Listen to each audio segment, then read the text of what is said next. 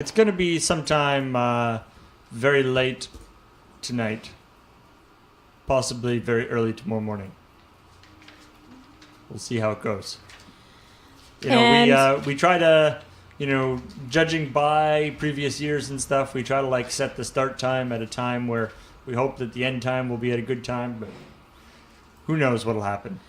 It's crazy. It's going to be a day of craziness. I think all of us go to bed the night before this last day of Desert Bus just sort of expecting complete and utter insanity to come and go at various times. Correct.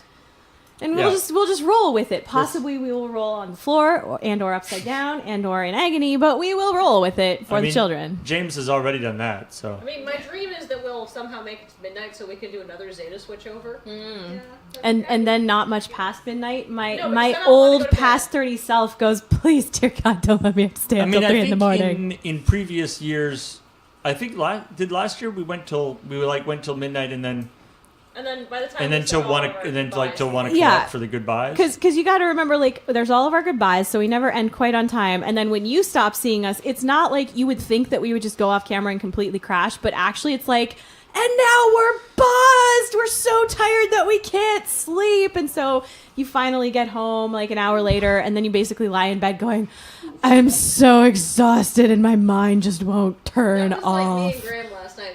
We stayed for the Zeta shift over and like the dance party, and then we got back like we left almost as soon as we could, which was about like 12:30. Because by the time all of that stuff happens and kind of extends. And then I did not fall asleep till 2. Yep. Because my mind was racing. Yep. All the times when I've gone home, like a semi-responsible adult, sort of kind of maybe not completely late o'clock in the morning, I still haven't gone to bed until like 1 or 2 at least. Because it's just like, well, I get home, I'm like, oh, I should do that one thing and do that other one admin thing and finish this. And then I'm just like, Can I give a Kathleen life hack then? Ooh, yes. More life advice. I have a lot of trouble turning off my brain to let me go to sleep, especially when things like Desert Bus are happening. So here's my legit life hack that has helped many people. Is it Scotch? Because that's the one I like. No. This is something you can do and be prepared to wake up if your baby wakes you up, which is important. Find a podcast, any podcast, where the host has a nice voice. There's Friendshipping with Jen and Trent. They have lovely voices. Good and such good advice. I'm a big Called fan in earlier of today. Limited Resources, hosted by Marshall Sutcliffe. Oh, he has a wonderful voice. They both have really just good voices. Soothing. Now, and I also want to say, as I was listening to the latest Limited Resources, they gave Desert Bus a shout out. Nice. Thank you, Marshall. That was really cool. And anyhow, so you find a podcast that you like, and that the podcast host has a good voice, so not Corpline. We do a lot of silly voices there.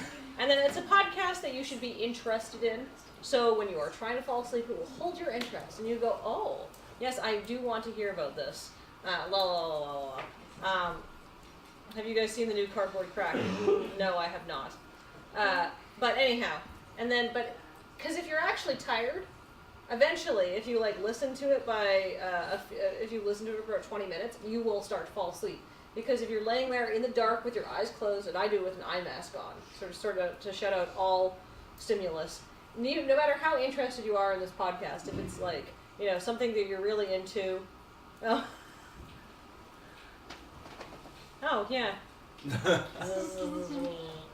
Anyhow, if it's something you're into, but you can sort of focus on it, it will stop your brain from racing.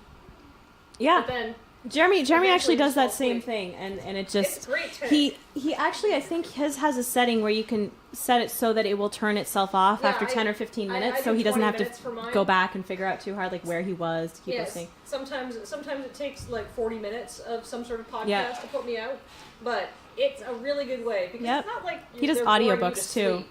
But it's just forcing your brain to concentrate on one thing. On one thing, exactly. My problem is wait, it's dark and I'm tired. Yes, my problem is I'll often try and do that sort of do that, but with a crafting project. But then I get all excited about I want to make this thing now. It's actually not very good.